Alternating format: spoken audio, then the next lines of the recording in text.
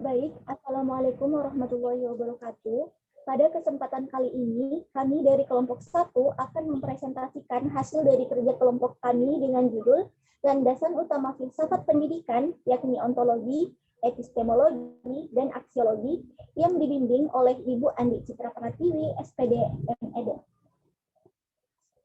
Selanjutnya, poin pembahasan yang akan kami angkat pada kesempatan kali ini, yakni yang pertama ada definisi, yakni definisi dari landasan ontologi, epistemologi, dan aksiologi dalam sistem pendidikan menurut perspektif filsafat.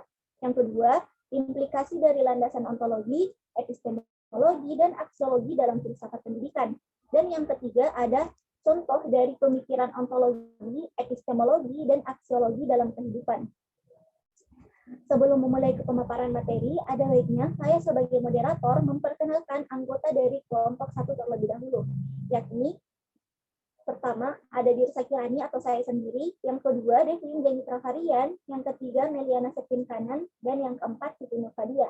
Adapun pembagian dari pemateri, yakni pemateri pertama saya sendiri, kemudian dilanjut oleh Siti Nurfadia dan ditutup oleh saya sendiri. Pada kesempatan kali ini, Devin Janji Travarian dan Meliana Septin Kanan tidak sempat hadir karena sedang tidak sehat. Sebelum memulai ke pemaparan materi pertama, saya akan membacakan kutipan dari Soeharto, yakni filsafat pendidikan itu menentukan prinsip-prinsip umum bagi suatu praktek pendidikan.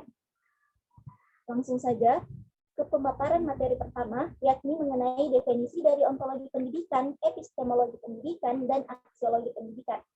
Pertama, ada ontologi pendidikan. Ontologi ini merupakan cabang ilmu filsafat yang berhubungan dengan apa yang terjadi. Ontologis dasarnya berbicara tentang hakikat yang ada dari ilmu pengetahuan, hakikat objek pengetahuan, dan hakikat subjek-objek dari ilmu. Bagaimana ilmu pengetahuan ditinjau secara ontologi, maka pembahasannya adalah ontologi melakukan pemeriksaan dan juga melakukan analisis terhadap ilmu pengetahuan yang berdasarkan dari apakah ilmu pengetahuan itu benar-benar ada atau tidak ada.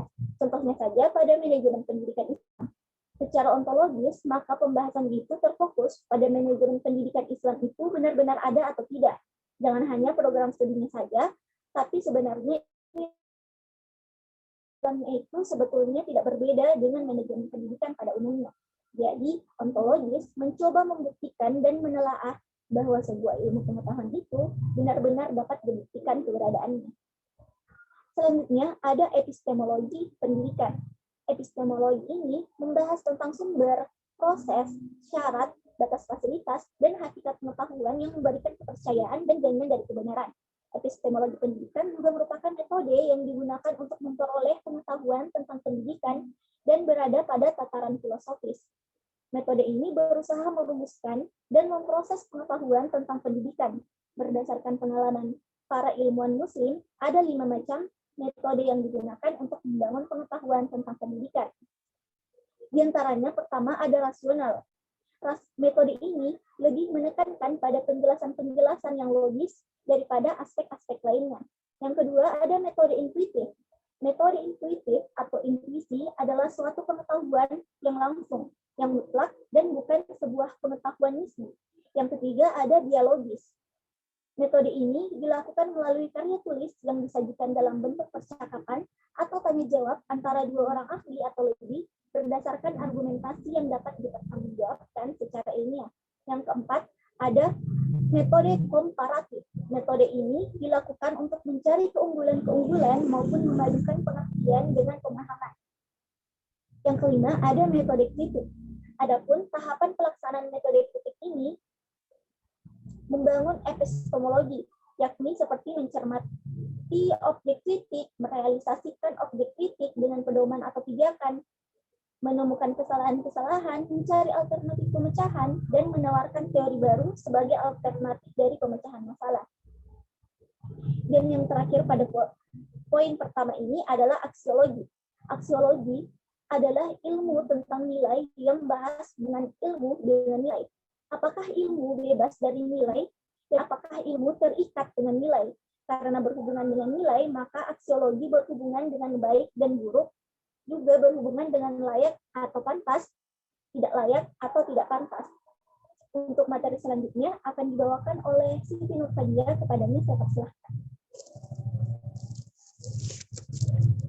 Baik, terima kasih. Perkenalkan, nama saya Siti Nurfadia. Saya akan membaca poin kedua, yaitu ontologi.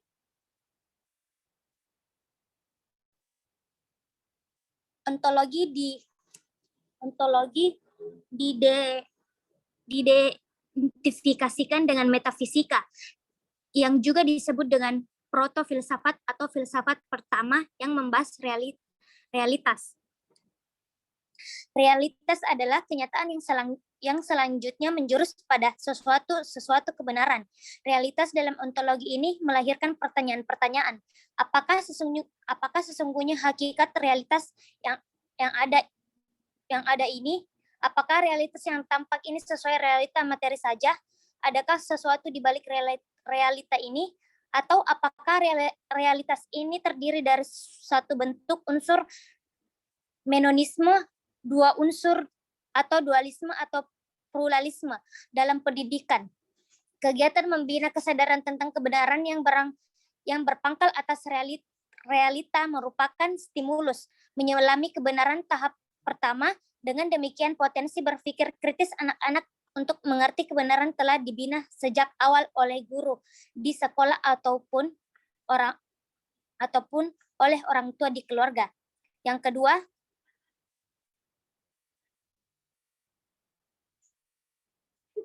ada epistemologi.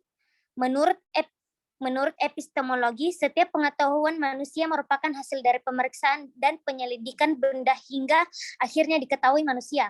Dengan demikian, epistemologi ini membahas sumber, proses, syarat, batas fasilitas, dan hakikat pengetahuan yang memberikan kepercayaan dan jaminan bagi guru bahwa ia memberikan kebenaran kepada murid-muridnya. Yang terakhir, aksiologi. Aksiologi adalah bidang yang menyelidiki nilai-nilai atau value,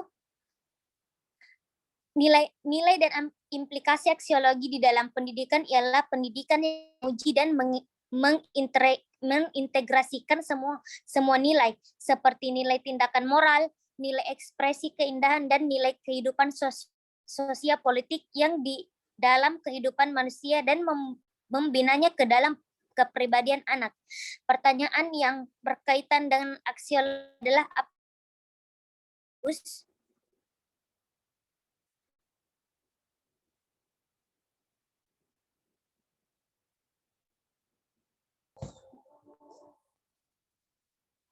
Baiklah, selanjutnya untuk poin ketiga dilanjutkan oleh saya sendiri, yakni mengenai penerapan dari landasan ontologi, epistemologi, dan aksiologi dalam kehidupan.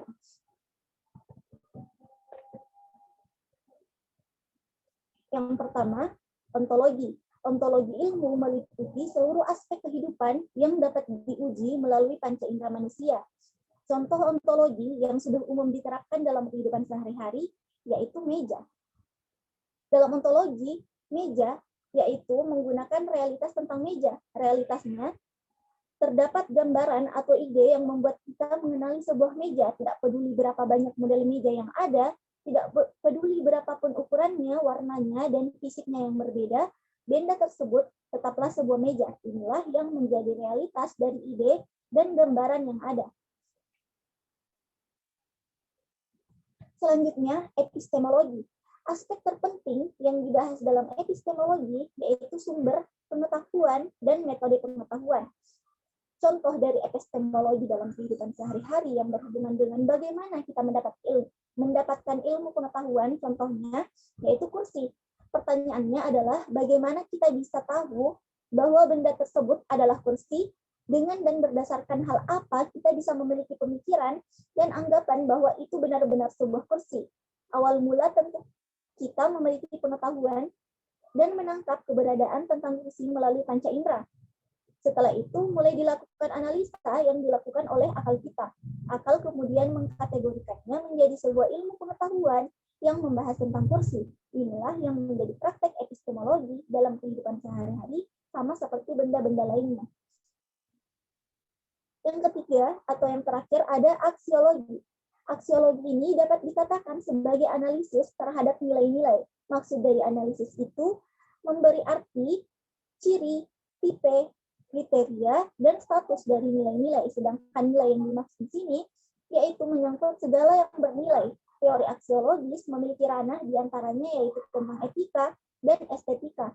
Apabila kita sudah memahami dan mengetahui tentang suatu ilmu, kemudian dilanjutkan dengan kajian aksiologi, aksiologi ini yang akan membahas tentang manfaat yang didapatkan dari ilmu pengetahuan tersebut. Kemudian, apakah ilmu pengetahuan tersebut dapat memberikan manfaat atau malah sebaliknya.